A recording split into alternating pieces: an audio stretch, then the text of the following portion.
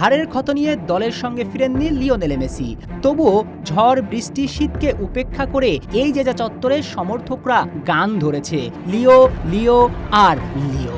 এই গান অমর, অক্ষয়, অজর। শিরোপা হাতছাড়া হলেও সমর্থকদের এই ভালোবাসাই তো আসল জয়। সোনালী ট্রফি হারালেও মেসি তাই জয় করেছেন সমর্থকদের ভালোবাসা।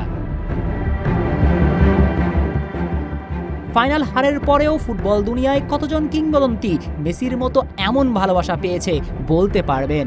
ছাদ খোলা বাসে বীরের মর্যাদা, রাস্তার দুই পাশে আকাশ নীল পতাকা হাতে দাঁড়িয়ে সমর্থকরা। বুয়েন্স এইরেস ততক্ষণে পরিণত হয়েছে নীল সমুদ্রে।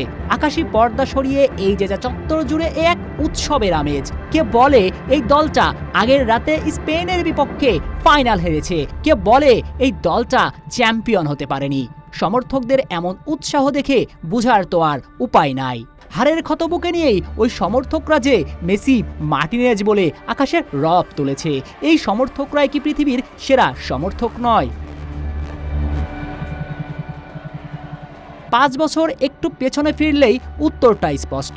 2021 কোপা আমেরিকার ফাইনাল হেরে রানার আপ হয়েছিল ব্রাজিল। সেই দিন একদল সমর্থক ব্রাজিলের টিম বাসে ঢিল ছুঁড়েছিল নেইমারদের উদ্দেশ্যে। কিন্তু বিশ্বকাপ ফাইনাল হারের পরেও ঝড় বৃষ্টি তুফান সবকিছুকে উপেক্ষা করে দলকে সমর্থন জোগাতে এসেছেন লা আলবিসেলেস্তে সমর্থকরা।